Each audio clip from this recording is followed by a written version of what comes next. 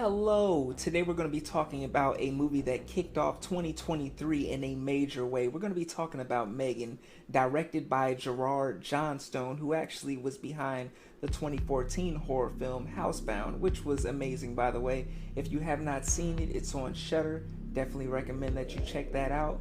Produced by James Wan, who's just been like a gift to the genre, like the universes that this man has been able to create within like the last decade or so has just been amazing. And last but certainly not least, written by Akela Cooper, who's given us Malignant, Hellfest, and she's going to be at the helm of The Nun 2, which I'm really excited about. I think she's going to, carry it to another level, because what she did with this movie right here was just bonkers. Like, I really was terrified.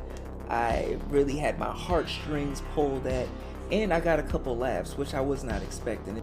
The movie follows Gemma, who's a roboticist, and how she navigates through life taking care of her niece after tragedy strikes.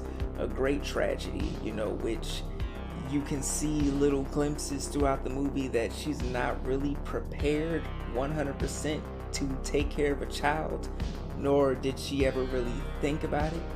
But nevertheless, she's put in that position, and you see how she navigates through that, and you also see little glimpses of that in how she programs M3GAN, kind of like a replacement parental figure, in Katie's life, because she's really not 100% equipped to be that parental figure that she thinks Katie needs.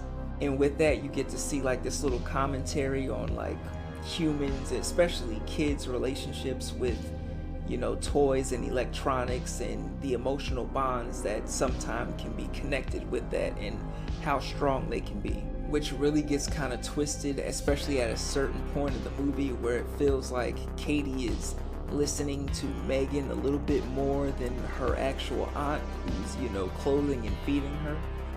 What I really loved was the part where we got a little glimpse of where they could possibly take it for the future, because I think a sequel was just announced, but we get to see a little bit of what another M3GAN would look like. This movie had balance, which is what I really appreciated. A lot of times when you do step into a horror movie, they try to force certain aspects down your throat, especially when it comes to comedy, but I felt like this one had an even balance of, comedy, of heart, of horror.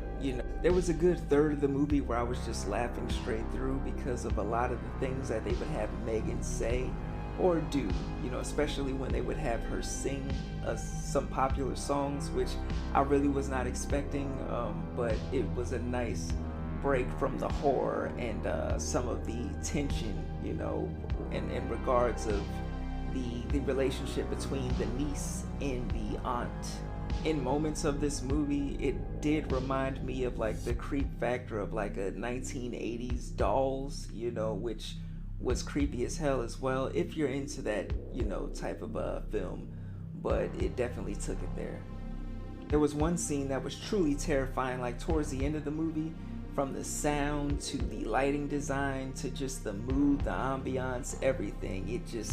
It took me there, and it kind of made me feel like a kid again when I'm sitting and watching just like a child's play, or just something truly terrifying on the screen, and I'm just like, what is going on? But I cannot take my eyes off of that.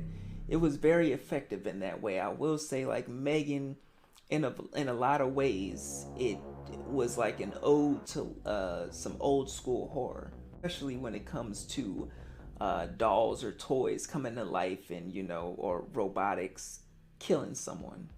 I feel like it's a great horror film to start the year off. It's highly effective, and I feel like it's for all ages. I think everybody can take something away from this film, especially the way Akela Cooper wrote it and put her stamp on it. It's fun for the entire family.